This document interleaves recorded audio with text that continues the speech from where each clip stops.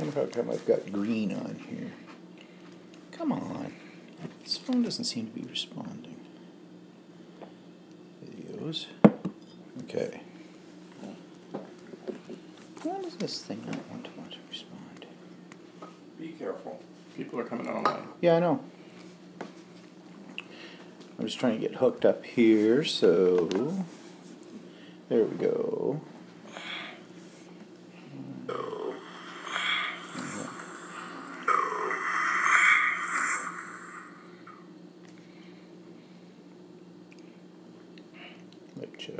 Steve's trying to figure out why his phone's Okay. doing. Hi, Sue. How are you? Susie Q. Sue Willett. And we'll just got on here, so we got 8 people already? I can't read it. I think it's 8. Jeez. Bingo. Cindy's here. Hello, Cindy. And Craft and Bev. Oh, I didn't think you were able to make it today, Craft and Bev. Popping in really quick to say hello. Because you've got your granddaughter's birthday party today, do you not? Maybe she's escaping. Russ is popping in, really. Dorothy's here. Hi, Dorothy. Yeah, Bev says, just here for a couple of minutes, waiting for some more people to get here. Oh, so you're hosting the birthday party, are you? And Maria's here from the UK. And we'll just give it another couple of seconds to give people time on here, because we started a couple of minutes early. We said 4 o'clock, and it is now 3:59, 4 o'clock. It is now 4 o'clock, according to the... You just beeped. I beeped. So, yeah, so we can get right into things, I guess, right now. So the first question everybody will be asking is, what are we drinking today? I'm having a white wine spritzer without the spritzer, which means it's ice cubes with white wine poured onto them. Now, that may seem a little déclassé for some people, and I have to admit sometimes I would think that too, but sometimes I just want something really cold, and I find the wine isn't cold enough, so I add ice. Whatever. And Walter's drinking urine. No, I'm drinking beer. Looks like piss to me. I'm drinking a different brand, though. I'm drinking Alexander Keith's India Pale Ale. It's a beer from Nova Scotia. Oh, show the can. That's the can. And now, are you going to knit something? It's a green can. It reminds me of that one video that we watched a long time, or the series of videos, Twisted Strand. I don't know if anybody's ever seen it, but there's this lady in the States who's been doing a YouTube channel for a while, although she doesn't seem to have as many as she used to. But she's all about crocheting and knitting and things like that. But she used to say, this one's brought to you by, what am I drinking tonight? And it was always a different beer. Yeah, and she'd hold up the can. It was quite hilarious. Actually, she seems to have stopped that in the newer ones that I've seen. I don't know why, because I used to get a kick out of that. What's interesting about the beer, it's India Pale Ale, and it's used to be called, well, it still is called IPA for short. And when I was growing up... That's what IPA stands for? Yeah, Indian when Pale I was Ale? growing up as a kid, or when I was younger, when I was just getting into drinking age or whatever. Did they have booze then? Yeah, no, they had, they sold IPA ale, and nobody would drink it.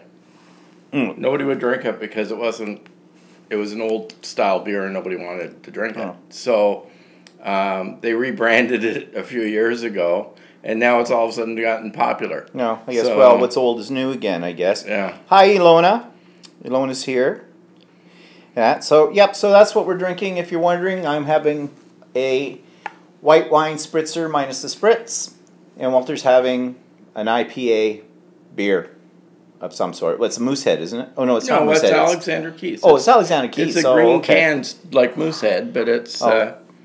Yeah, well, I don't know much about beers, whatever they taste like. So, let's get into what's been happening this week. Well, Thursday, I'll talk more about this on my vlog tomorrow because it involved me, not Walter, so much. Well, not Walter at all, actually. Thursday night, I taught my art or my card class I was trying to think at the art gallery. I do these every so often, as you know, so they can build up a set of handmade cards that they can give to people for thanking them for, you know, special events or things at the art gallery. But the last one I did was in September, and I only had 3 people at it. And this one I was only expecting really 4, but I had 8. And although that wasn't really a problem, it's just that I was set up for 4, not for 8. And I get a little uptight about things like that because... I'll be quiet. Because I'm a very organized person, and I don't like people sitting around making it look like I'm unorganized. You know, that I always feel that if you go in and you teach a class, no matter what kind of class it is, first impressions are important. And if the instructor, and I've been in classes like this, where the instructor is so disorganized and the equipment isn't out and they can't find this and they can't find that for the first 15 minutes of a class, you really question, you know, whether or not they know what they're doing. So that's what gets me uptight about it. And then, of course, I didn't really have enough of some of the hard supplies for people to use, so I was trying to figure out how I was going to divide that all up.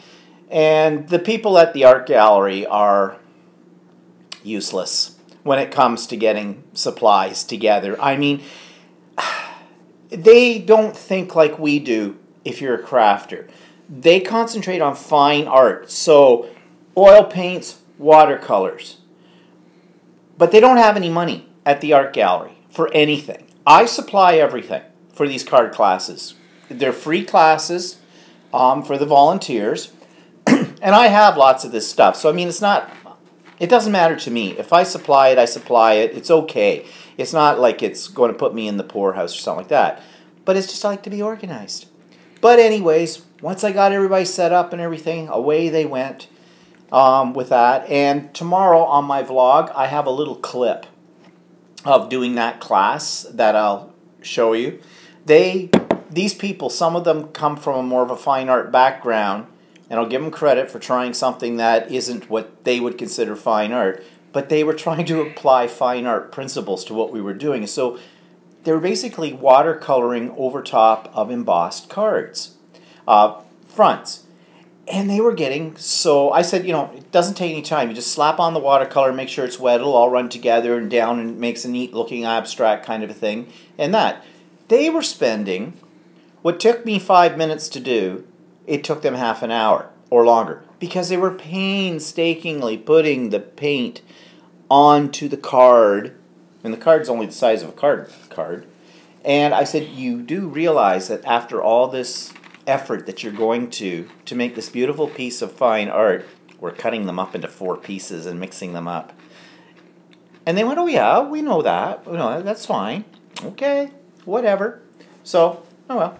They seem to enjoy it anyways, and their final products were pretty good. So, that's all that matters. So, I hope everybody can see us and hear us okay. If you're having any problems, let us know. Because I'm assuming if I don't hear otherwise, that everything's okay. So that's what I was up to. What did you do that night? Oh, you went to the gym. I went to the gym. Anything weird in the gym? No, it was busier than normal because I think all the people that were trying to lose weight before Christmas. Oh, yeah, the turkey roll. There were a lot of, not as many muscle builders and a lot more normal-sized people. Oh, trying to lose a few pounds. Actually, what always kills me is there's people on the treadmill, and they're going so slow that they probably walk faster in real life. Or the new ages, they're going really slow, and they're constantly looking at their phones, texting people. Well, not new agers, the millenniums. Well, no, these weren't young people. Well, not young. They were... I guess they were young. They were younger than me. Well, would that be hard? No. No. So that was a real exciting. Of course, I also, Cindy says everything is okay. Okay, great. Actually, after I came out of that card class, it was close, going on to 9 o'clock, and so I decide that I'm going to have a little treat. So I stopped at the Dairy Queen on the way. And I haven't had a Blizzard in a long time. And if you don't know what a Blizzard is, it's basically ice cream with, and they grind up different types of candies. I had a Rolo one. So they take, Rolos, those chocolate little chocolate things that are filled with caramel, and they muck those into the ice cream. And they're very, very thick. In fact, what they do to show you how thick they are is they take a spoon and stick it into it, and they turn it upside down when they give it to you to show nothing will come out. So they're pretty solid. Of course, the young lad who made the one I got, and I just got a small, and he does his thing, and I said, I'm taking this to go. Do you have any lids? And he built it up over top of the cup by about a half an inch or so. And he just points like, there they are, the little things you put on a cup kind of thing. So I took the spoon out, threw it in the garbage, plastic spoon, put the plastic lid on it, kind of squeezed it out a little bit around the edges, but I was trying to be careful. Get into my car, put it into the cup holder, great, fine, whatnot. Get home, get the car into the garage, reach down to grab it. Damn it, some of it had leaked over the edge. It was slippery, and it went straight up and over in my car. I kind of caught it, but I hit it when I caught it, and of course it went splat. Splat on the door, splat on the steering wheel, splat on the dash, splat on the seat, splat on my shirt, splat on my pants. And I'm sure I woke up half the neighbor, well, they wouldn't have been asleep anyways at that time of night, because I was saying a lot of very colorful phrases at that point. And there I am trying to, and it's sticky. It is so bloody sticky. And so you're standing there trying to figure out, what am I going to do here? Luckily, in the trunk of my car, of course, I had the stuff I had taken to the class, and I had a roll of paper towels in there. So I grabbed those, and I'm wiping all the crap off everything, but it's all sticky. So I think, yeah, sure. I haven't had one of these in a long time because I purposely don't. I want them, but, you know, the more they're like 3,000 calories. Yeah, they're about 3,000 calories in the bloody thing. And I was sort of looking forward to it. So I get into the house, put it on the counter right here, and it's like there's ice cream just like starting to melt and drip over the edges, and it's just a puddle. And so I pick it up to clean it, and don't you know, it slips again. But this time it wasn't so bad. I just got it on the counter. I didn't get it on the walls, the ceiling, or anything like that. So I think that's God telling me you can't have one of those. You shouldn't have stopped to get one of those. Should have stopped and got a bale of hay and munched on that. No, or some dirt, no calories in that. Catherine's here. Hi, Catherine. And Catherine says, it'll be a long time till you have another one, right? Yeah, but I think I'll eat it instead of trying to take it home with me. Probably wait till next summer to have it, because I don't know about ice cream in the winter. Ice cream is good any time of the year. That's I'm not a big ice cream fan. Oh, so. I am. That's why we don't keep it in the house, because... I mean, I can have it in the house, and I won't touch it. However, if you give me a bag of chips... yeah, like right now. Eating those. But I prefer real chips. Well, I'm getting a little sick of these Special K ones. But chips are fattening too. So. Yeah, well, everything's fattening at our age. So anyways, that was my adventure on Thursday night. So, moving on. What else have I got on here? We don't have a lot this week. It's kind of a slow week. Christmas. We've been talking about decorations and things and that. I just kind of interested to know how other people, when you get up into our age, and there aren't really kids involved anymore, not that there were any kids involved with us anyways, well, nephews and nieces and stuff, what do you do about gift giving? Do you still go out and try to buy for everybody in your family or what? We don't. We don't buy gifts anymore. We stopped that many years ago. Once the kids got older, well, we used to just buy for the kids too. Mm-hmm. And now the kids are all adults and that, so we don't bother. Yeah, we used to give a little something to my niece and nephew, even up until a few years ago, and my sister just sort of said, don't bother, because they're older, and it sets up an obligation for them to give me something, and they're busy doing other stuff. They don't have to run around and get me a gift either. So. And I, quite frankly, don't know what to buy people anyways, because in this day and age, everybody's got something. And of course, you can give them a gift certificate, or you can give them money. I don't like giving money as a gift, because to me, that's the easy way out. I mean, when I was a kid and I got money, yeah, I loved it. Give me money. But to give it as a gift to somebody else, I don't know. It just seems to me sort of. I mean, I know people will say, well, yeah, but then they can go out and they can buy something that they want for themselves rather than you getting them some stupid thing that they end up having to take back or, goes in the back of a closet somewhere forever. So, yeah, I can see that point. And gift cards, well, there's many of those around, but then again, gift cards for what?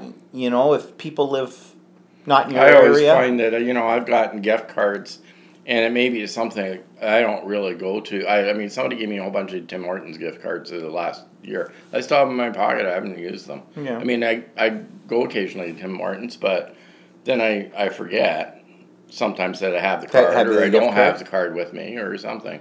Yeah, I forget about those gift cards too. I stick them in the back of my wallet and flap and then find them 6 months later down the road. Let's see, B is here, and Debbie's here. And B says, good evening, Stephen and Walter. And Dorothy says, Cindy says, first of all, we drew names, budget $50, and a stocking for that person is $20. We used to do that years ago. Then you got upset at who you drew. So you try to negotiate. Because you drew a name for somebody that's impossible to buy for. Yeah. So then we'd all negotiate. You go, did you get this person? Yeah. You want to trade? Who'd you get? Oh yeah. Sometimes. Oh yeah. Let's trade because I know exactly. And then you get the one. You happen to get the one that nobody wants. Yeah, and then you're stuck trying to figure out what to buy them. And yeah, what? Well, you get like my sister Margaret when I used to get her a gift. Nothing was ever good for her. So like she would roll her eyes and go, "Why'd you get me that for?" Yeah, that's kind of ungracious though. You might think it, but you don't say it. She said that, but your sister would say it. You never knew what to get her. Yeah, Dorothy says we buy for the little ones and just give the nieces and nephew money. They want money. My lot wouldn't thank you for a present. Yeah, well, the younger people too, I think. Yeah, money is probably the way to go when they're teenagers, especially because what do you buy teenagers? They don't want socks and underwear. Well, that used to be a joke in gifts. My mother always made sure that Santa brought us at Christmas when we were little kids. We always got at least some socks and underwear. Oh, what a thrill in your stocking. Look, actually, I got new underwear. I was lucky my parents never did that. Oh, my mother did. Well, they bought us lots of other stuff, gave us other things too. But actually, Christmas Day in our house when we were little kids used to be a lot of fun because my dad, you're a little kid, you can't sleep.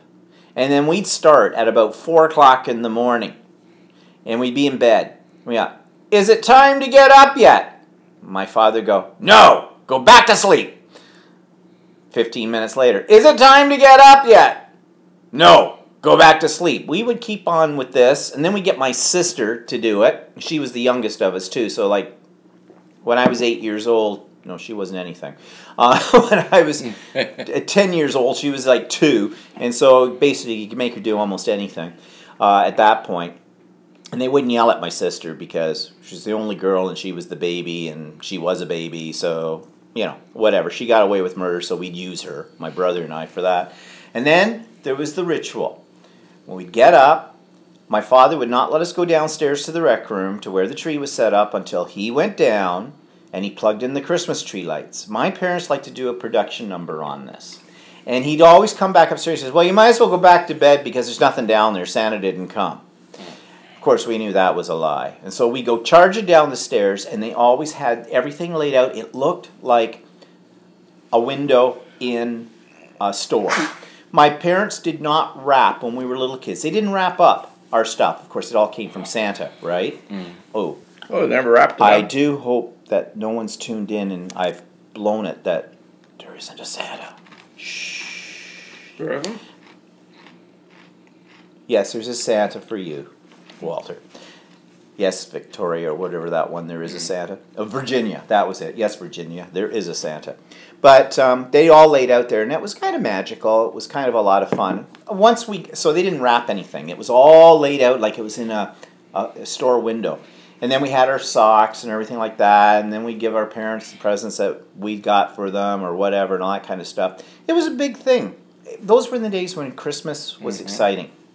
Then as we got older, beyond the age of Santa Claus, Then it just became wrapped up regular way. And it lost its charm. Really, it wasn't as exciting anymore. And then, you grow up. Yeah, well, with my family, I was the youngest out of 3. And I was a oops. You're an oops. I was an oops too. I was an oops, and so there's like 7 years. I had a sister that was 12 years older than me, and another sister 7 years older than me. So when I was 8, my oldest sister got married, and she decided, because she had to go to his family's dinner on Christmas Day, that we should unwrap presents on Christmas Eve. And that stuck after that. So we always did Christmas Eve. After I was 8. Before that, it was Christmas Day. But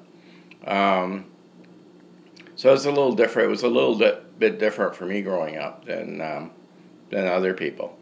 So and my sister, sister that had kids. I had one sister that didn't have kids, another sister that has kids. She just continued with it, that Christmas Eve was the day that they unwrapped gifts. And she said when the kids were little, she said Santa came to their house first. Oh. Yeah, that's always the way that you get that age where kids start questioning the logistics of Santa. And that's when they start, our parents should say, I said, well, wait, how is it that Santa's at this mall and then he's over at this mall? How can, there's only one Santa. And of course my mother used to say, well, no, actually, dear, that's not the real Santa. Those are Santa's helpers. Because Santa can't be in all the spots at once, especially this time of the year because he's so busy. Yeah, they always had a line for that. And then I used to say, okay, if Santa comes down the chimney and we don't have a fireplace, how's that work? My mother always said, we leave the door unlocked for him. Okay. Then there was always, well, if we're leaving cookies and milk for Santa, of course, as the years went by and we got older, we started leaving. My sister's 8 years younger than me, so my brother and I were in our late and mid-teens kind of a thing by the time she still was into Santa, right? So we used to leave Santa a little glass of wine or a beer. I have a feeling my father enjoyed those, that kind of thing. Oh, and then my sister insisted that we had to leave a carrot for the reindeer. So we did. And, well, it was fun. It was fun in those days. Now, not so much fun. But back in... Yeah, now we're older. We don't care now, yeah. Ilona says, there isn't a Santa? There is for you, Ilona. Okay.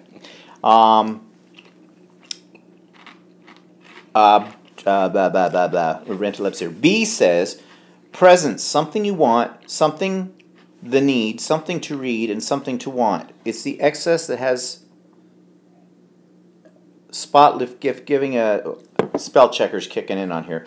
Gift giving, a special gift does not have to be expensive. No, it's not. Right. And you're right too. But I would rather give a gift that I know the person appreciates. And that's the hard part about buying gifts, because in this day and age, at least when you get to our age, if I want, like for me, I'd be impossible to buy for, because if I want it, I buy it for myself.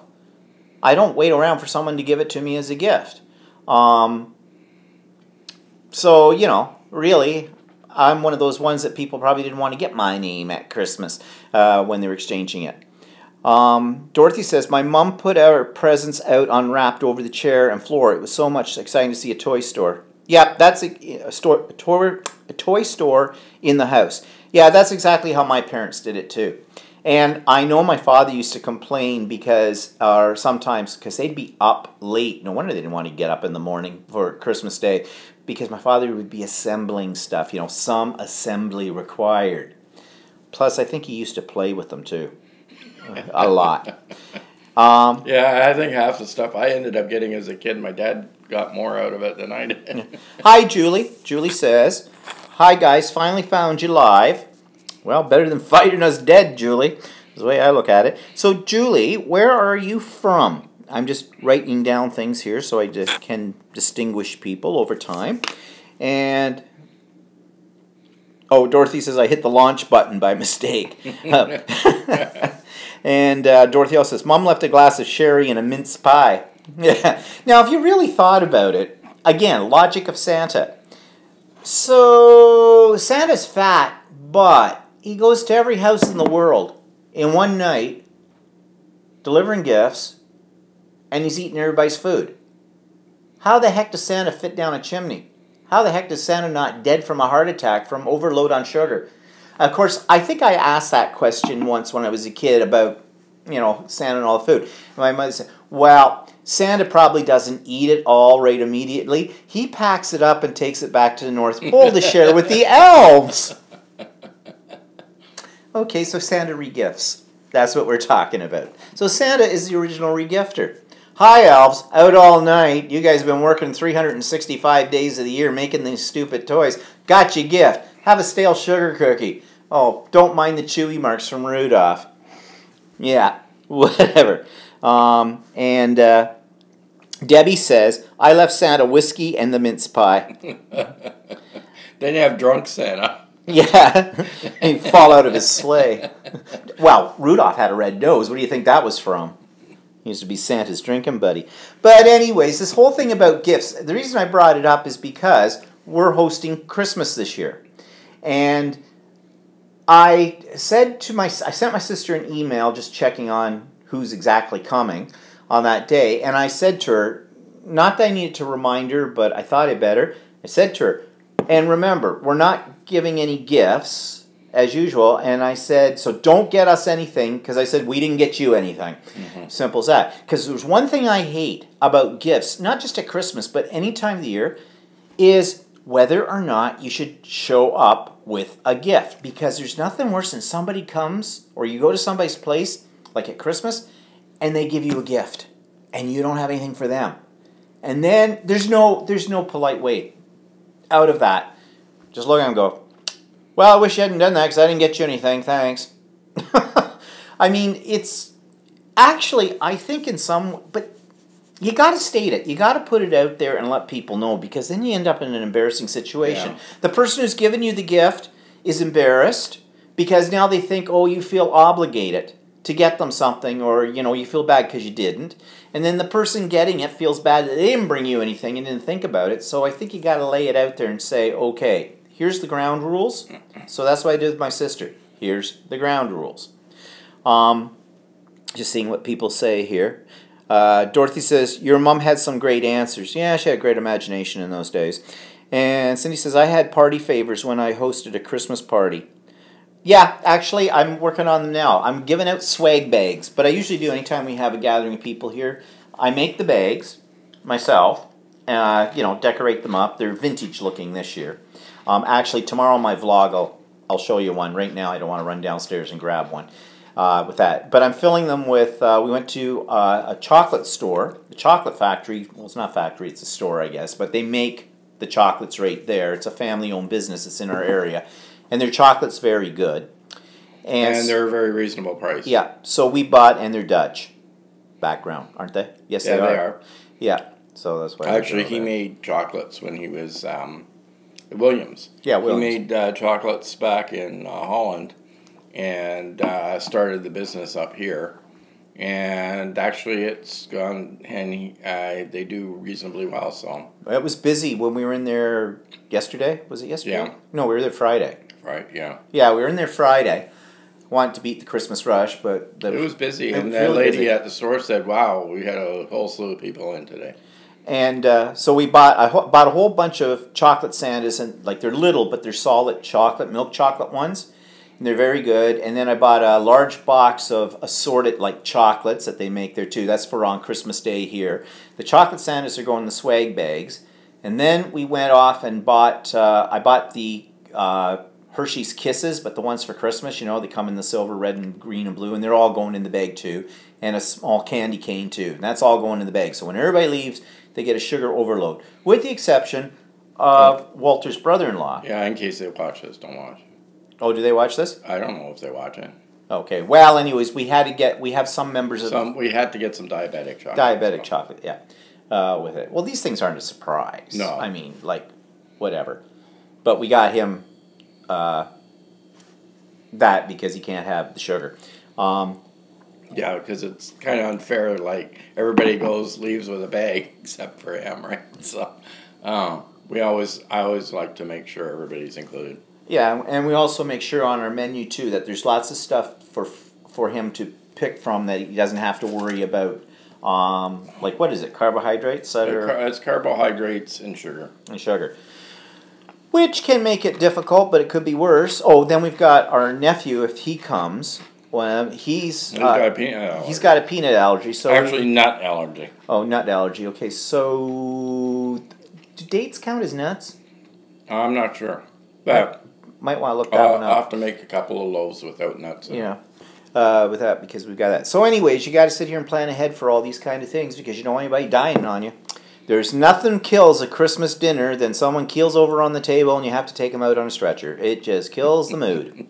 Right there. Unless, of course, it's somebody you don't like. Well, actually, we're pretty lucky. Other people have a lot more problems with allergies than our family. I mean, there's a couple of minor things, I think. Yeah. But anyway, so the reason I was also thinking about this is because we gave my mother, got something in my eye, we gave my mother an early Christmas present. Since you know that my mother is sort of not very mobile, and she's on her couch most of the day watching TV, and she tends to eat from there too. But what she does is she'll take her stuff and put it on her walker seat. And that's kind of a precarious position. So I said and the walker can't get really that close to where she's sitting. So. And I said to Walter, I wonder if there's such a thing as some sort of a little table that, you can swivel out and swivel in. Well, there are. In fact, yeah, me and the internet. Yeah, Walter can find anything on the internet, and he can find anything and anybody. So if any of you are missing family members or whatever, just let Walter know. He'll search for them, find them, whatever. I find it's a challenge. It's like doing a puzzle. Yeah, well, he spends most of his life on it and doing it too, so whatever. But so he found one, and I got it off of Amazon, and it's really cool because what it does is it's a fairly large wooden table, but it swivels and it sits underneath the edge of your chair. So the chair actually sits on these little platform legs it has to anchor it. And so it's very, very solid. And you can swing it away from you and you can swing it in. But bonus on this is it's got a handle on the top that's meant to assist you getting up and out of your chair. And my mother needs that. So we got that some assembly required. Mm-hmm. We went over there yesterday to my mother's place and got this all hooked up for and everything. And I was just talking to her an hour ago, and I said, so how's the table working out? And she, that's great. It's working fine. So that's good. I'm happy about that. They're not cheap. No. That's for sure, over $200. But I think it was worth the money myself. So, yeah, because I was afraid that if you got a regular table, you can get tables with wheels on it and stuff like that, but older people have a tendency to grab onto stuff. Yeah, my mother certainly does. And if you have a flimsy table, then she grabs onto that to stabilize herself. Then she might go down with it. Yeah. So, anyways, it looks like it's doing its job, and I'm glad I got it. It's called the Omni table or something. Yeah, you can look on Amazon. It's also good it would be good for people, not even people who need assistance in getting up and that, but if you're somebody who likes to sit and do work on some of your crafts or something while you watch TV, it would be good for that as well. I don't. I can't watch TV and work on something at the same time. I can't do that. I can listen to things, but I can't watch things. It used to annoy me at work. I used to work at a workplace years ago that had Muzak, if anybody knew what that was, and it was sort of like a elevator type music, and they would play it through the whole office, and it used to annoy me because it used to distract me, hearing music. I mean, eventually I got used to it, but it took me a while to get used to it. So yeah, I know I've never been able to do that because I'm too busy concentrating on what I'm doing. Then the last few years in the office, I heard so much noise that I just ignored everything anyways. Well, when I was teaching, I would, while the kids were working in groups and stuff, and I'm marking stuff, it didn't matter what noise was going on. I could nail it out, or take it out of my head and work on what I had to work on. But anyway, so I'm happy about the table. I think she will be. I got her a couple of other things for Christmas as well. But can't say because, well, it's not like she'll watch this. She doesn't have anything to watch on. Internet. And even if she did, she wouldn't be able to see it. So I got her some warm things, you know, because my mom's always a little bit cold. And so I got her some sockies that have these rubber things on the bottom so that she walks around in her sock feet a lot, and I don't want her to fall, and these kind of grip. She has some of these already that we bought, and I got her some more because you can't have too many socks. And I got her this throw kind of a thing. It's polar fleece, and it sort of like goes over your shoulders and down. It's a little cape thing, but it's supposedly easy to get on, easy to get off, and it just looks like it might be nice and warm for her. So, and I think my sister's buying her some pants or something like that because, my God, last thing we want to see is my mother running around without her pants on. Yeah, it's like... I think I just made myself sick. Yeah, it's like when we drove up to her apartment and we saw the flashing lights. And what you said, oh no, somebody saw my mother naked. Well, she says that herself. So, I mean, it's not like I'm making that up. But anyway, so let's just go back here and see what people are saying.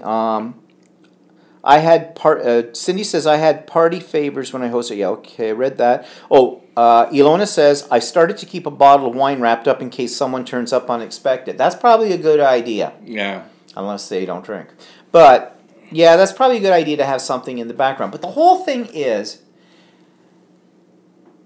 if you're intending to, like, say what you intend to do with gifts. I hate it when you get a birthday invitation to somebody's, it's their birthday, and it doesn't, like some people will write, like for an anniversary party or a birthday party, best wishes only. So when you see that, you know, a nice card's appropriate, but we're not expecting you to bring a gift. And that's great. Now, I usually still take something, however, because I never really believe them when they say that, but I do anyways. So in a sense, I'm putting them on the spot when I do it. Well, no, it's their birthday. It's their birthday, yeah, who cares? That kind of thing. But I hate the ones that invite you to a milestone birthday, like we went to one in the summer, and there was no indication. It didn't say no gifts please or best wishes only. There you're left, and you don't know what to do.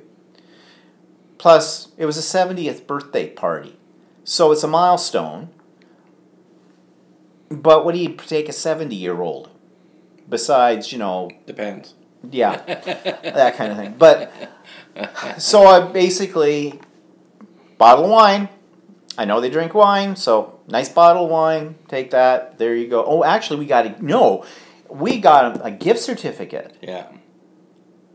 Yeah, actually. But then other people showed up with gifts. Yeah. Some really stupid gifts, too. Like, I think they were meant to be gag gifts. And they were gag gifts, because a couple of them made me gag. But, I mean... I don't know. I think once you get 70, I think you're beyond gag gifts. Yeah, I think so, too. Because, you know, we've all heard the ones... They start when you turn 40. Over the hill. I guess you could always get them a card that says... something like, I guess you won't be dying young. Yeah. Well, that goes with my idea for making inappropriate cards for all occasions. You know, like the ones that say on the cover, just because. Just because you're an asshole. Yeah, you know, inside. I mean, I think I could make money off of these. I can come up with 1 million of them. But anyways, so, why do we call that part of the game? Walter, can you get rid of family members too instead of finding them? I wish. You know what? I wish. Yeah, hasn't worked for us so far though. Okay, so anyways, that brings me though, I was talking about my mother, to something I'm thinking about, and I'm sure there's lots of you out there that are going through the same thing. What do you do with aging parents? Now, we've had the discussion before about our institutionalized help and assistance, which is pretty much non-existent in terms of being effective. But I do not have a moment when I don't think about my mother. I think that's basically how it happens. And because I had two aging parents. I know, remember? but yours are dead now. Well, see, my dad passed away from lung cancer. My mom was looking after her, but then my mom got dementia, but I'd worry about her. She was in a nursing home, but I'd still worry about her, like when I went away, and mainly because I was the one that did the finances, and the other thing was that even though I had two sisters looking after her, they always turned to me to make decisions. So, yeah, well, that's kind of like in my family too. But I mean, as you know, we're going away in February, and my sister's going away in March, and we have overlap. We will 5 days. 5 days overlap where she'll be in Mexico, we'll still be in Australia. And that was sort of accidental. And we didn't. Well, we planned our trip first. Yeah, we planned it first, but somehow your sister got the dates screwed up. But it'd be unfair to say that she had to make her plans after we make our plans or something like that, because that's not how it works. I mean, she's entitled to go away and have a good time too. But we've got these 5 days when neither of us are going to be around. Now, I don't think it's going to be a major problem. I mean, your mother did have to take care of herself most of her life. Well, yeah, and she's taking care of herself. She doesn't have dementia. No, but I'm thinking of, she's got some good friends that are older than her. They're in their 80s, but they still are mobile and get around. And I'm thinking of, I hate to put it on them though, but because they don't even live in the same town. They don't live that far away, but. If they would mind, like, halfway through those 5 days, maybe popping around or at least calling her. Actually, give them the call. Maybe I should get a few of my other relatives and send out, like, to my ones in Peterborough and that and say, could you give her a call? Kind of a deal, just to make sure. I mean, she's hooked up with Lifeline. If she falls and hurts herself or something like that, an ambulance will come, but it'll put her in the hospital. But we just can't hop on a plane and get home in time when we're in Australia with it. And I don't know. It's a big burden. So I wonder how other people cope with this, because I'm sure other people have to. Maybe we can put her into respite care for 5 days. Oh, yeah. My mother would love to do that. Oh, God, no. She would not be going for that. But it is a bit of a problem. Now, someone says, in a hotel with room service. Yeah. Julie says that's a hard one to work out, aging parents. Yep. And Maria says your mother sure wouldn't want you to change your plans just for her. Mm-hmm. I don't know about that. Well, we'd like to think that. Yeah. Okay, that's the other little problem. And my mom hasn't been the same since my father passed away 3 years ago. And I know that she's still going through grieving and the whole bit. And I don't know if you ever get out of that mode, out of it, I mean... Well, I don't know. I think even to this day, my dad passed away in the 90s, and when the day comes around that it's when he passed away, I still remember it. I still think about it. But you were not dependent upon your father. No, I wasn't. My mother was dependent upon my father. And this is what the problem is. Now, I've taken my father's place in doing that. I make all the decisions. I look after her money, her finances, anything that she needs, and always think of that. And the more that I do, and the more that my sister does for her, the less she does for herself. Yeah. And she becomes much more dependent upon me. And this is what brings me to this whole thing about when we go away. And even though it's only 5 days when we won't be there, those could be 5 days of who knows what. Yeah. Anyway, and so I can't go away and completely just forget about, my mother. I wish I could, but I can't. I know there are people out there that do. I mean, actually there's a lot of gay people that do that because they didn't have a good relationship with their family, and they were disowned or disowned, or they disowned their family or whatever, but that hasn't been our case, so I don't know. Oh, hi, Judith. So anyways, that's kind of a boring, and I just was wondering what other people do. I don't think there is an answer to it. No. I guess my philosophy is we'll take it one day at a time, and we will make decisions and do what we need to do when we need to do it. Simple as that. That's what I've been telling my sister anyways. I guess I better live by my own advice. So, something completely different. We have discovered, well, it's new to us, craft. Last night, we were... What? Yeah. Go ahead. We were perusing through... perusing. You were perusing. I was perusing. Yeah, whatever. I was watching. I was making a mess in the kitchen. Yeah. What did we have for dinner last night? Pork chops. Oh, yeah, pork chops with Walter's secret sauce. Instant pot pork chops with a creamy mushroom sauce a la Campbell soup. No, and it was other things. a la no-name soup. Oh, God, it was even no name. Actually, the sauce was really good. And he had put I know I made it. And he put it on noodles, like, too, as like sort of as an aside with the pork chops. The pork were good, too. So I found the pork it was very tender, but it was a little dry. I know, pork chops do that. Dry pig. Actually, you need cheaper cuts of pork chops, and they're not as tender. We had the expensive cuts. Well, okay, whatever. But another Instant Pot thing. And he bought a new toy. He hasn't come yet for the Instant Pot. You need to explain it, because I still don't know. It's called a sous vide circulator. A sous vide circulator. Or what it does is it heats water up to a certain temperature, and you put your food in a bag, and a paper bag? A plastic bag, like a Ziploc bag or whatever, and get the air all out of it, and put it in to the water bath, and it cooks at that temperature. So if you want a steak medium rare, you put it in the bag, you set the temperature out between 129 to 134 degrees Fahrenheit, and you let it sit in the bag for a couple hours, and basically it cooks the meat to exactly that temperature, which is medium rare. You take the meat out and then you sear it, and then after you sear it, you serve it, and it looks cooked on the outside, and the inside is exactly medium rare. So it's boiling in a bag. It's sort of an experiment.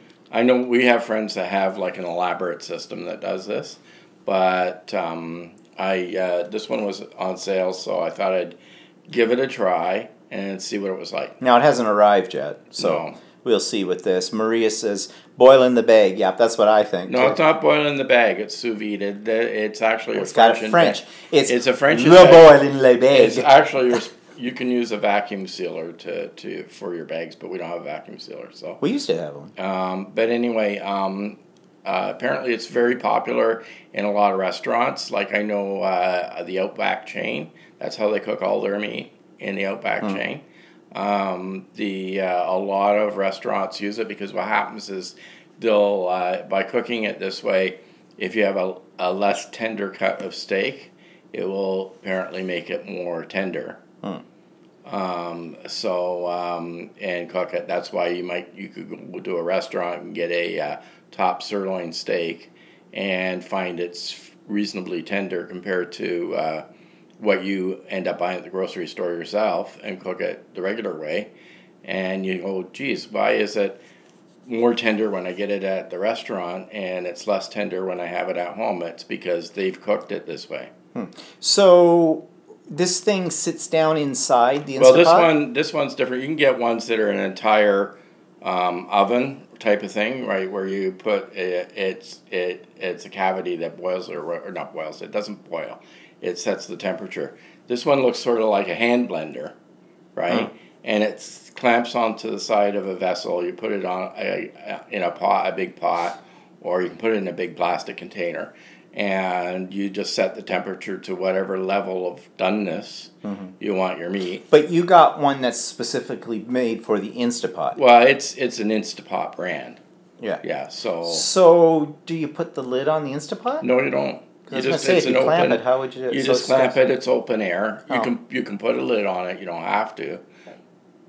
But water, as you know, in our hot tub, water circulates and doesn't tend to lose that much heat. There you go. Yeah, I know. Cook it in the hot tub. Cook it in the hot tub. You have to be able to get it up to 129 degrees. Which hot tub doesn't do that. So. Yeah, porridge. Yeah. So anyways, why was I asking about that? So anyway, it's an experiment. We'll maybe find out next week how it turns out. How it turns out, we ever get it. Yeah. So anyways, on to when we were looking, I was starting to talk about going through YouTube videos, and I discovered these things called perler beads. Now, I do know that these have been around for quite a while. To me, they are brand new because I had never heard of them before. But they're these little beads, and you have these pegboards, and you can make these designs. Well, I watched a whole lot of YouTube videos about this, and people are making, portraits, very intricate, like pictures, paintings, and things, all in these beads. So I said to Walter, I wonder if Amazon's got them. And they do. So I ordered a 6,000 piece bucket of these beads in multiple colors, and a package of these little pegboards that you use with them. And, well, I went to Michael's today and bought some more beads because I haven't got the ones from Amazon yet. They're coming next week. And what they call a super pegboard. And I found a program, and I think there's many of them on the web, that basically you put in a picture of whatever you want to make of, and it will pixelate it and tell you what color of beads and where they should be placed on this pegboard. And then what you do is you apply heat to it with an iron on top of it, on top of a piece of parchment paper, and it fuses all these little beads together. And so you can make whatever you want. You can do 3D things as well. Some people were building like contraptions to hold their iPhone for charging or other stuff like that. Imagination is your limit. But I thought it was kind of interesting. So I did my first. Now, this isn't... I want to do something quick and dirty, okay, just to try it out. So this is supposed to be a bow, okay? Now this was an actual picture. I put it into the program, and that's why you've got some black and some brown, because it picked up the shadows. And it makes you a diagram. It's all numbered, shows you where to place the pieces. And so that's what I created. Now it's pixelated. It's called pixel art. And there's a guy that we were watching, Kyle McCoy is his name, and he's into this in a big way. He sells his pieces. And his pieces are very, very intricate that he does. But then you hit it with the iron. Now you have to be careful because they'll melt very quickly. So if you look at the back of this one, you can't see so many holes on the bottom parts of the bow. That's because I probably over melted them, because you iron it on both sides. And so on this side, I didn't have as much heat for as long, so you can see the little holes and things. And yes, this is supposed to be a bow, and it does look like a bow. It's just that I limited the colors down. Well, it was only 3 colors. It kind of looks like Red Dog to me, with ears. Oh, what about this? Oh, multiple uses. Put in a headband from the 20s. Yeah, but some people were making like wild glasses out of them and all kinds of things. So you may have heard of it before. You probably have. It's usually, these things are in the kids department. Yes, I mean, we don't have kids, so. So we never saw them before. But I'm actually quite fascinated with them. So I'm going to do more things when I get my 6,000 pieces in. Actually, I found that I almost ran out of red. I only had a few red ones left out of the package that I bought today.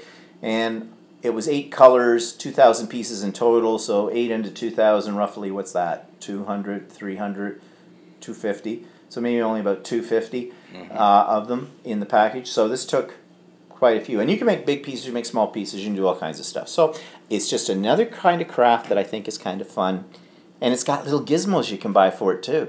It's a little thing that sucks up your beads when you've got them all over the place and stuff. I didn't get one of those today. They didn't have any over there. But it looks like fun.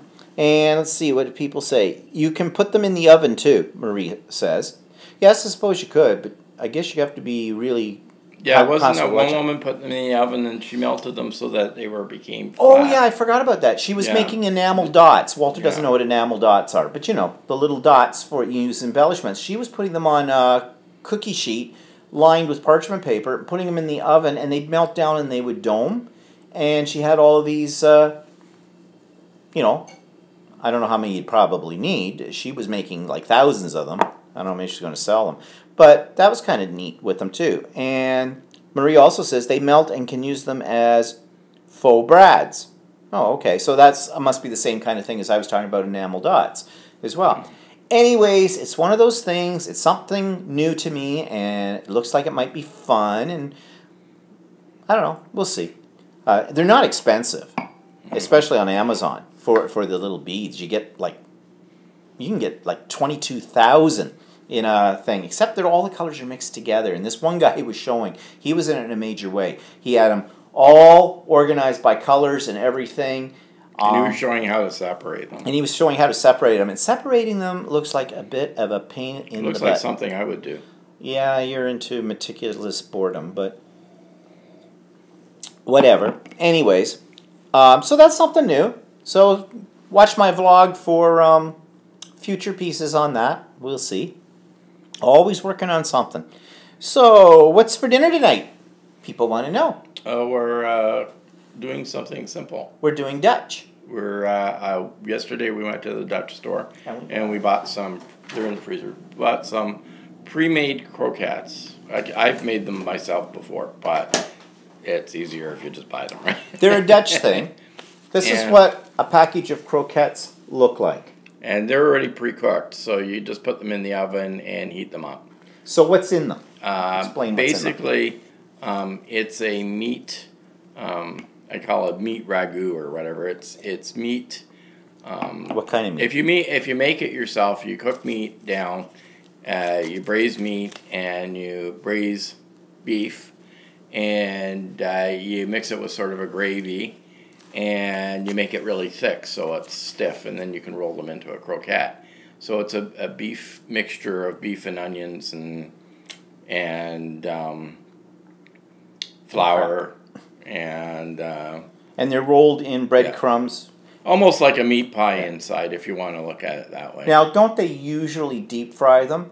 Yeah, well, those have been pre-deep fried. They've been so you just have to heat them up. Yeah. You can buy them not deep fried, and you have to deep fry them. So they're a Dutch thing. And then when you eat them, you dip them in mustard.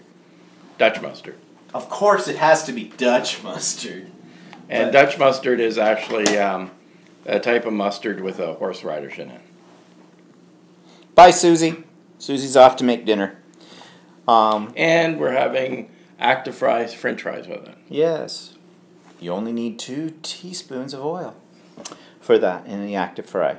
So anyways, that's what's doing. Maria says, Susie is yummy, one of my faves. And then Maria says, mashed potatoes over here.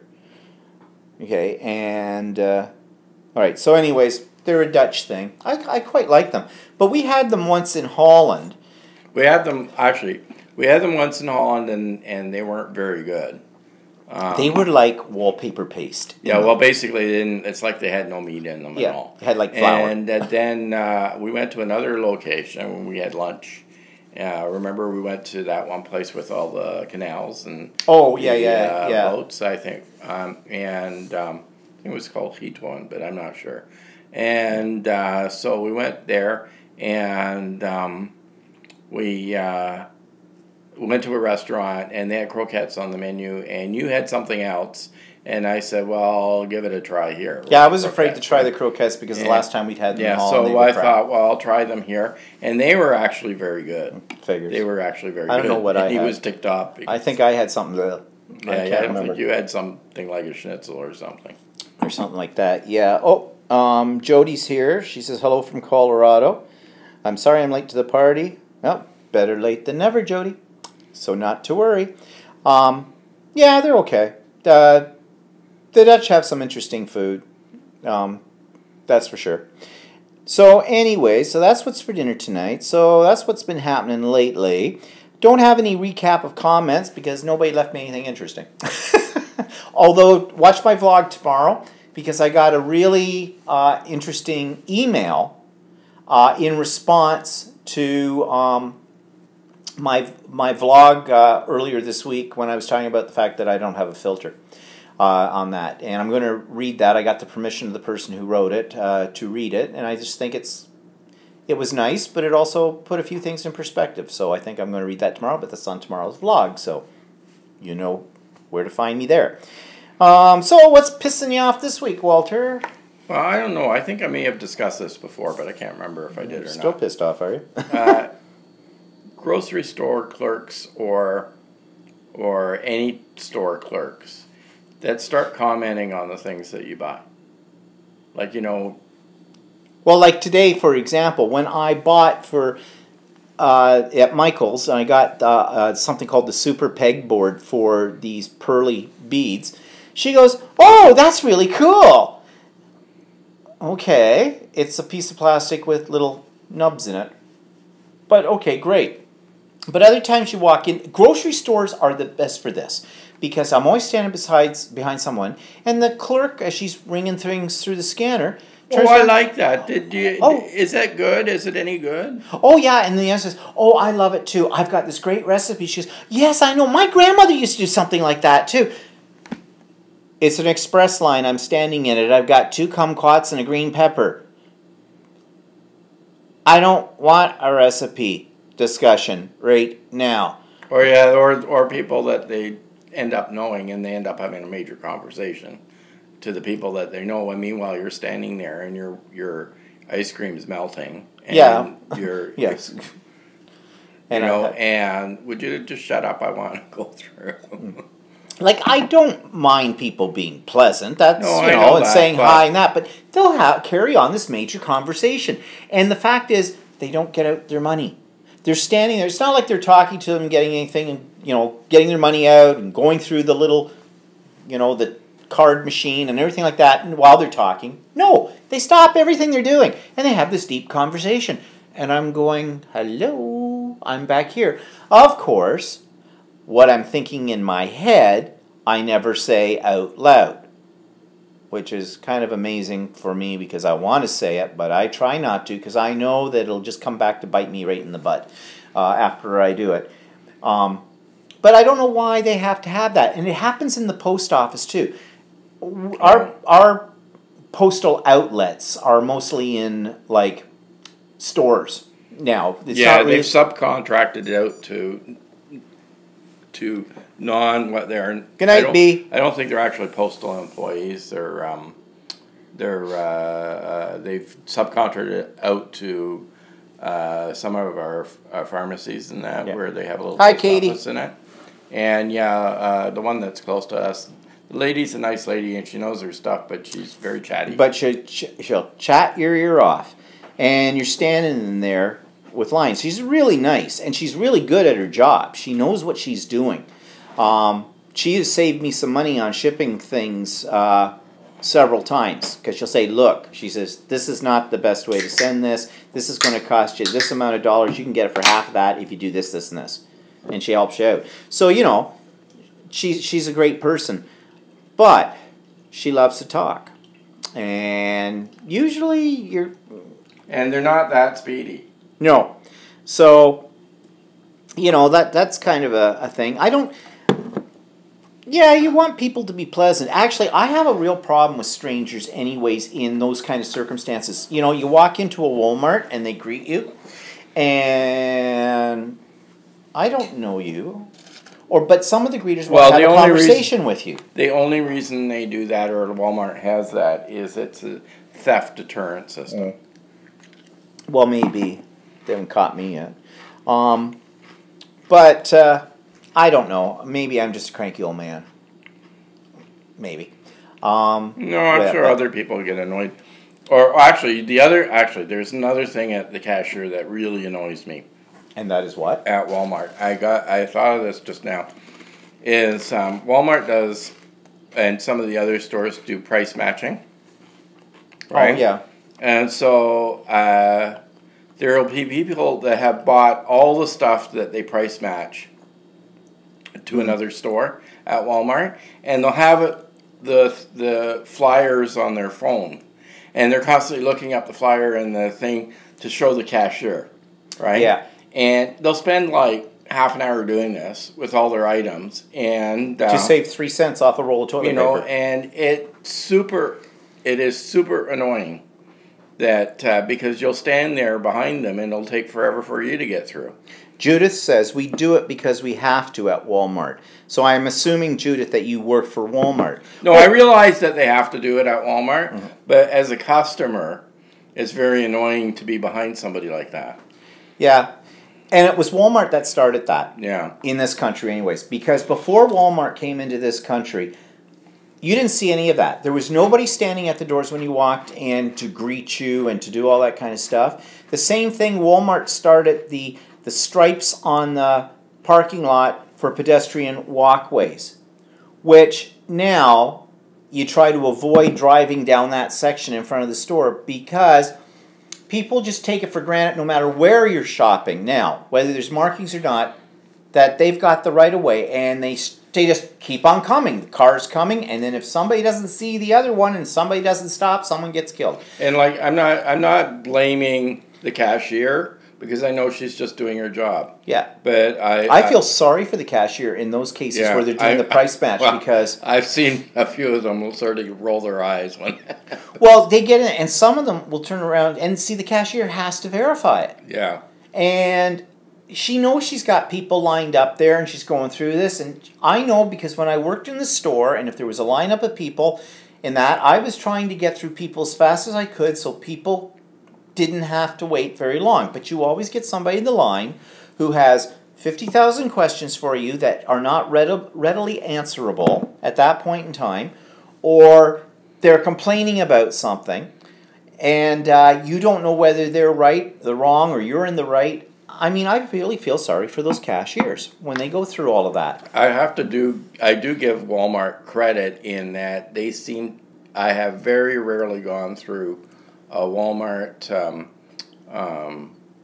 line where a scan code has not registered. Yeah, they're very good at that. It comes up. And Judith says here, they're trying to make it a friendly store. Yes, I get that. And I appreciate that. Maybe they should have price match lines. Yeah, maybe with it. But, you know, there's a fine line between making your store friendly and being obtrusive. No. Like, because some people just are naturally born with the gift of gab. They are genuinely friendly people. They love to be social and whatnot. But I really don't want to come into a store and give you my life story or hear your life story when I'm there. Well, actually, I've noticed in my situation, I don't think the Walmart employee, I don't think I've ever been through a Walmart line where the employee has commented on what I'm purchasing. Maybe that's part of their training. Maybe. I don't know. In Loblaws or in Superstore, I've had it a few times. Well, Katie says people should have to go to a customer service for price matching, and Judith says I will suggest that. And yeah, I mean, I don't know. Mm-hmm. It's not really a major thing. But it's annoying. But it can be annoying. It depends on how busy, how much of a rush I'm in that day. If I'm not in a rush, I don't care. But usually you want to get in, get out in those stores. With me. Actually, I never do the price match because I'm too lazy. Yeah. Or what I'll do is I'll go to the store that has it on sale. Like Katie says, I really don't know how often it happens, and I think she's talking about the price matching. Actually, it happens a lot, but not at the Walmart. It happens a lot at the Great Canadian Superstore. I have seen it. The grocery stores. I've seen it a lot at Walmart too. Oh, well, I have not run into it as much at Walmart, but at the Great Superstore. Well, I don't go to Walmart that often. But. At the Great Canadian Superstore, which is a grocery store, I'm always in the line behind somebody, and they have all the flyers either on their phone or they actually physically have the flyers. Actually, it doesn't bother me so much if they have the physical flyers because it's easier for them to pick the stuff out. But the ones on the phone, they're searching on their phone for it, and it's like it takes forever. I mean, okay, yeah, things are expensive. If you can save some money here and there with it all. I'm not a big coupon cutter anyways. The only thing I have coupons for is Michael's because you can't afford anything in Michael's unless you have a coupon, and even then we've discussed this before. But overpriced anyway. Yeah. So. But anyways, so anything else pissing you off this week? No, I'll save the other one for next week. Oh, okay. Do you had another one? Yeah, the old people. Oh, yeah, save the old people for later. Whatever. So what are we watching this week? Okay, 2 great shows that are on Netflix that we have just discovered. One's called Dark, and what was it about? Dark is a German, actually, it's their first German production, and one that came up here as being, it's dubbed in English, so, and actually it's pretty good dubbing because sometimes the dubbing, the characters don't seem to match the voices. Yeah. But this one's pretty good, and it's about What was it about? Well, if you've ever seen Stranger Things, Yeah. it reminds you a little bit of Stranger Things, except People are disappearing. yeah, Children are disappearing. people are disappearing, and what is it about? People are disappearing, and then they. Geez, we just watched it. We just watched it. We binged watched it. Now I can't remember. I just remember I really liked it. Yeah, it's people are disappearing, and it's like they're going through 33 years of time travel. Oh, that's right. Yeah. There's actually time travel involved, but it's in the 33-year cycles, and It gets pretty complicated. yeah, because there's a lot of characters in it, and you're dealing with these characters in the present time, and then 33 years back in the past, and what happened And there. 66 years in the past. Yeah, and they start at 66 years in the past. So I'm assuming that the second season is going to look at that and possibly go 33. And then there's the 33 years into the future. Yeah. Too. And there's yeah. this one character, a couple of characters who seem to, they go through this cave system, and you still haven't figured out why. It's a cave near a nuclear plant. Yeah. And I don't know if the nuclear plant has anything to do with it or not, but and Well, they're suggesting it does, but yeah, but it's actually a pretty interesting show. yeah, it's good. So if you get Netflix, look it up. And Dark. you're into that sort of thing. And then the other show that we are watching now, and we're just about finished the first season of it, is called Glitch. And Glitch Is Australian. is Australian, and the characters in this one, a whole bunch of them in the very first episode, basically resurrect from the dead. They crawl out of their graves. Now, one of all, they all crawl out naked, and they look perfect. Like as in, some of them have been there for 100 years, but there's no rot. And also, I don't know, maybe it's customary in Australia to bury your dead without a box and naked. I don't think it is. But anyways, I guess that's just one of those little minor details you shouldn't get too upset about. And Well, it's kind of how likely is that going to happen? yeah, I know. Well, true, yeah. But anyways, they've come back to life, and they're a little bit disoriented because they didn't really know they were dead, but they didn't remember their death. And then there's mystery around how they died. Like one girl, she was murdered by, she thought it was her boyfriend, but it turned out to be somebody else. Or it gets really kind of involved and complicated. And I think we have one episode left in the first season to watch it. There's 6 episodes in each season. But it's called Glitch, and it's really good. And you don't have to worry about dubbing because they speak English. But it's Aussies. Australian English. Yeah, Australian English. But it doesn't matter. It's still there. But those 2 shows are really good. And the third show that I'm watching, because I saw the first season of it last year or last spring when it came out, and it's about, of course, Queen Elizabeth, the current monarch, not Queen Elizabeth I, but Queen Elizabeth II. You always like your queen. Yes, I do like my queens. And it's called The Crown. And it's really quite good because it's based on fact, but it's been somewhat fictionalized, but very close to the truth with it, what's going on. So it's kind of basically, it's a history of, her life, but her life as, not just as the queen, but as a mother, as a wife, her relationship to the Duke of Edinburgh, all that kind of stuff in there. So it's really quite good. And Julie says that's a good show. And Katie says suspension of disbelief sounds useful. Okay. I guess when I said, sometimes you shouldn't overthink, what these shows are. Because after all, they're there for entertainment, right? So be entertained. She says that's for Glitch. Yeah. Okay. So anyways, those are 3 shows that are pretty good. We haven't seen any real movies, but there's one coming out. It may be out now. It's called The Greatest Showman. And it's about P.T. Barnum. The guy with the circus, Barnum and Bailey Circus and all that kind of stuff.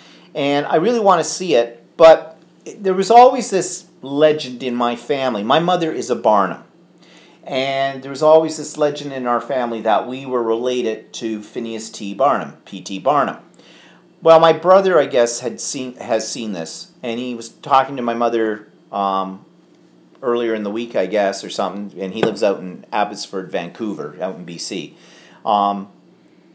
And he wanted to know what the relationship was of Phineas T. Barnum to our family. And I have dabbled in genealogy and things like that. So my mother said, well, she'd ask me. Well, at one point in our family history, we thought he was a possibly great uncle. But in my research, no. In fact, we're not really directly related to him in that. He might have been a distant cousin to my great-grandfather Barnum. Same last name, that's all. Yeah, but really not. There may be a connection, but the connection is so far out there, it's hardly worth stating. Although my father always used to like to say, well, you know, circus people, and he was referring to my mother. Yeah. I just used to say, why, is there trapeze over your bed, Dad? Never noticed that one. And now I think I'm making myself a little sick because I just had a visual and it's not working at all with me. But anyways, but I wouldn't mind seeing that. Actually, I've always been kind of fascinated with P.T. Barnum. Is it spelled the same way as your... Yeah, it is. It's not spelled with the H. It's spelled the same way. B-A-R-N-U-M. And on YouTube, he doesn't watch these, but I like looking at the weird things about conspiracy, aliens coming down. I don't. And there's a couple of, if you want a laugh, watch something on YouTube called Earth Files or Marshall Summers. Earth Files has this lady who claims to be an award-winning investigative news reporter, and she knows all this stuff about things that have happened. A lot of them seem to have happened in the 80s, but about aliens and something the Earth is changing and we're transforming into some other dimension and crap like that. And this Marshall Summers guy is a cult kind of figure. He's got a whole religion. He was a pastor or something of some church, and now he's out there spreading the gospel of, what do they call them, these aliens who, there's a name for them, I can't remember what we call them, but they're supposed to be here they're going to protect us as we transition and protect us from other alien life that wants to use us. And he almost sounds like a modern day, what was the name, Joseph Smith, who started the Mormons. Oh. He sounds like that kind of thing. He has these documents, and of course for $45.95 or whatever, you can join the website and be prepared. The end is near, or whatever. But that stuff, I find it amusing. It's just, it makes you think about things on, you know, a little different level. I mean, I'm not saying I believe any of this crap, but it's just interesting. Now, if you want another, speaking of Mormons, there's this musical group. We may have mentioned them before. They're called the Piano Guys. They come out of Utah, and they are, one guy plays the cello, another guy plays the piano, and then they have a couple of people in the background, one guy who sings sometimes. But they usually do mashups of like a piece of classical music or an old song with a new song, and they're actually very entertaining. Their videos are really, really good. And they're on YouTube. Now, they took themselves off YouTube for a while, because I think they were going to something where they could make more money. Now, they do concerts, because we went to one of their concerts. It was a little spooky, because their videos are more entertaining than their actual concerts, and then they sort of preach at you, which makes you a little uncomfortable, because they're sort of doing missionary work, I think. But they do disguise it. It's not right in your face. What's your thing? But Low, there's you there. got low battery. Yeah, I know I do.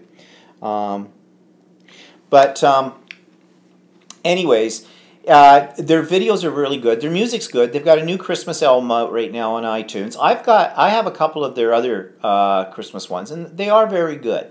So check them out. They're called the Piano Guys. And then we came across the other night too, and I'm going to review these guys in a future vlog. You want me to bring my spare battery? You can if you want. I'm going to review these guys in a future vlog, but they're called Crafty Lumberjacks. And it's these two guys in flannel shirts, and they do various DIY projects. They're actually kind of amusing. They don't say they are, but we know they're gay. There's no two ways about it. But they do like over-the-top Christmas decorations, and they did a Halloween tree. And actually, it looks pretty... Oh, good. That's great. Okay, everybody still with me? What'd you do, knock it off? No, the suction cup released. And we just did a face plant. Okay, everybody with me still? I think I'm crooked now, I am. Well, that'll be good. Okay, just bear with me for a second here, people, as I get reset up. Okay, now I'm out of the picture. And I may have to go back using the other one that I used to use because... Okay, I think I'm back. Yeah, okay, we're back. Ouch, my head hurts, Jody says. Wow, that's an eye-opener. Ouch. Okay, sorry about that. I just plug this in because my phone's dying. Okay. Anyways, I think we're back in shot now. Everybody can hear us okay? Jody's laughing her head off here. So anyways, they're called the Crafty Lumberjacks. Check out their stuff. They've got some interesting ideas. They're kind of funny to watch. They have a little dance routine they did at Halloween too, which is, like I said, I'm pretty sure they're gay. Okay? But this tree that they did for Halloween is really interesting. And their apartment is like tiny, way over the top with their Christmas decorations and stuff that they've made. So that's Crafty Lumberjacks. So, what's coming up? No swearing, Steve. Impressive. Yeah, I was thinking it in my head. Believe me. So, what's coming up? Well, real exciting week coming up. I'm taking my mom to a church luncheon. I'm just taking her. I'm not staying for it. You know the story that I'm a born-again agnostic, as I call myself. I used to be a Presbyterian. My mother is still a member of that church, yet she hasn't gone to it in many years now. But they still keep her on the roll. And once a year, she used to belong to a friendship circle they had. And once a year around Christmas time, they go out for have lunch. Well, they invited her. They have invited her the last few years. She didn't go last year. But she is going to go this year, which I think is really good because it gets her out of her apartment and she gets to talk to some people she hasn't seen in quite a while. And it'll be good for her to go because she is becoming housebound. And that's a problem, as I'm sure you realize. But the problem is her best friends that used to live in the same apartment building but moved to another apartment building, they are going to this as well, and they offered to pick her up and take her and everything like that. Well, that was really nice of them.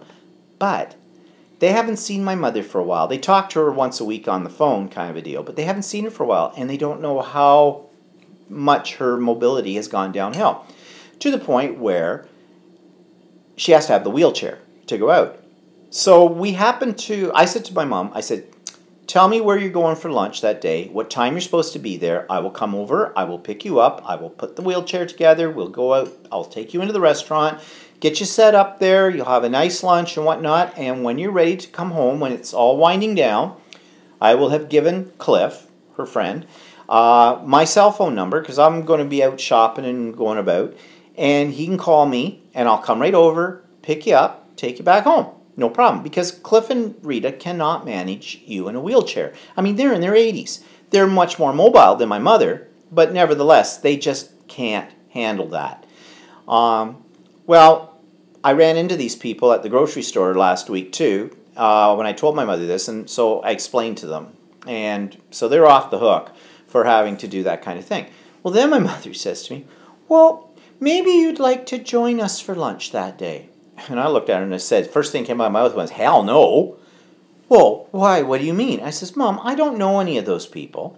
They're all, like, old enough to be my parents, possibly older, and that. And I said, I don't want to sit there at lunch and, quite frankly, have small talk with a bunch of people who might be pulling in or putting out their teeth and drooling. She says, well, not everybody does that. Yeah, Mom, I'm just being facetious, okay? But I said, no, it's your lunch, it's those people you know, and you go and have a good time. It's fine. I have things to do. When you're ready to come home, I'll come, I'll get you, away we'll go. That's the way it is. Now, I'm really hoping that on Tuesday, As of today, she was still planning to go. I'm hoping on Tuesday, when I phone her up to say, okay, I'm on my way to pick you up, she doesn't turn around and say, well, I don't think I'm going to go because I'm not feeling that well. It isn't because she's not feeling that well. It's because that there's this mentality you get, housebound, and it becomes effort to go out. And it becomes easier to avoid doing something, I think, in my opinion, than it is to actually do it. And I don't want her to miss out on this opportunity because I think she'll have a really good time. And so I'm hoping that doesn't happen. I mean, worst case scenario, if she's hemming and hawing about it, I'll say, tell you what, Mom, I will go with you at lunch. I don't want to, but I will, if it means getting her out. We used to take her out. I used to go over, take her to do some shopping at Shoppers Drug Mart, and take her for lunch, and that kind of thing. Now she doesn't want to do that. I've offered. And we used to go over once or twice in a month, take her out for dinner. Now she doesn't want to do that anymore. Oh, that's just too much. I just don't feel up to it. What are you going to do? I mean, I can't drag her out to something she doesn't want to do. And at the same time, she's putting herself in her own prison kind of a deal. So, anyways, I'm hoping that'll be the excitement of the week, get my mother out. Oh, I live for excitement, don't I? So, what's everybody else talking about here? Oh, that's going to leave a mark, Katie says, about the fall. No swearing, Stephen, impressive. BMC, Brenda, hi Brenda, says, sorry so late, company just left, ugh. No problem, Brenda. Let's see. Beer looks good, Brenda says. And then she'll be right back. Maybe she's gotten to get a beer now that she got rid of her company. I'm like, but anyway, so that's what's up next week. Boy, we're getting closer to Christmas too. I think next weekend we're going to have to buy the stuff we need for Christmas dinner. Got the turkey. I'll give my sister a call next week. Yeah, let's start finalizing numbers here because I want to make sure that I have enough for, well, we'll have lots, but...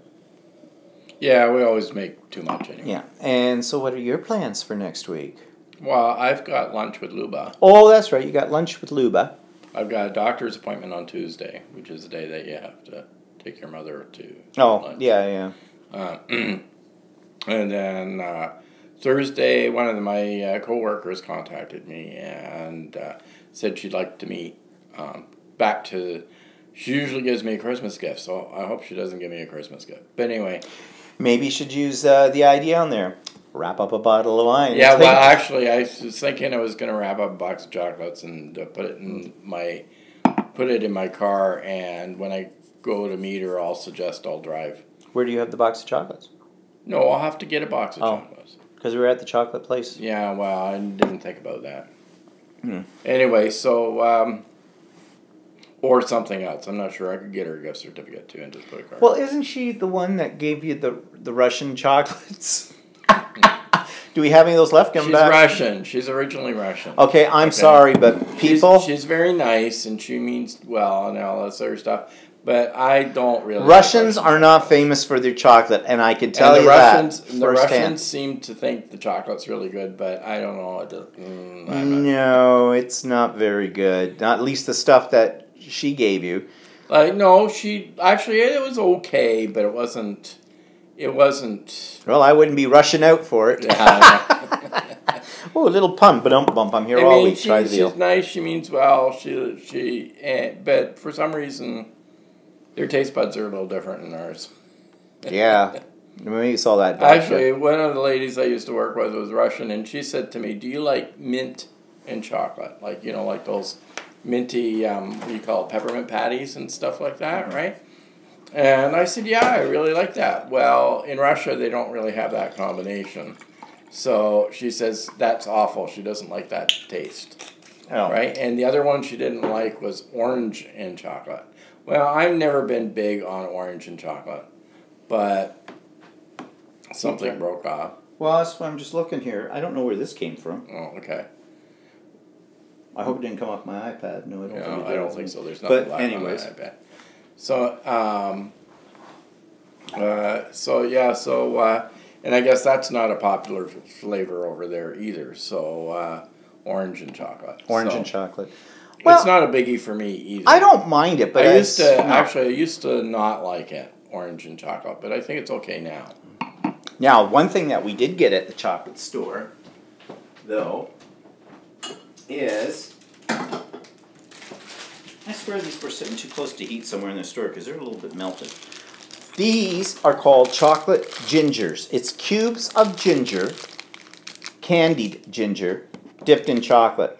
They are to die for. And this place where we talked about earlier about getting the chocolate, they make them there. This was one of my father's favorites. He loved chocolate-covered gingers, and you just can't eat one. And you don't get that many in a bag for $4.22. There might be only about 10 in here. You know, actually, it's kind of expensive compared to their boxes of chocolates. Yeah, I know. Because their boxes of chocolates, you get a small box of chocolates for $6. So. Yeah, so those are kind of, pricey for that. Didn't we make them once? You made them.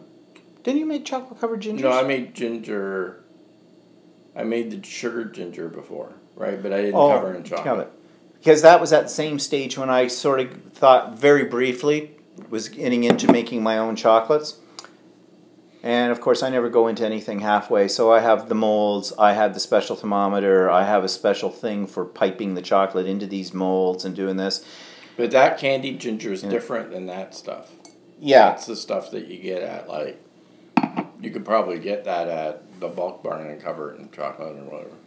I guess. Whatever. Yeah, I suppose you could with it. But I don't know. I would have had half a thought of making chocolates this year, Christmas time. But why bother? Like, there's places like Williams, and their chocolate's really good. And like you said, it's not bad price-wise either for it. And I don't know. It's hit and miss when you make your own chocolates. Well, it is for me. Anybody who's probably done it a lot, they probably don't. It's kind of like making gingerbread houses. Oh, I almost bought it.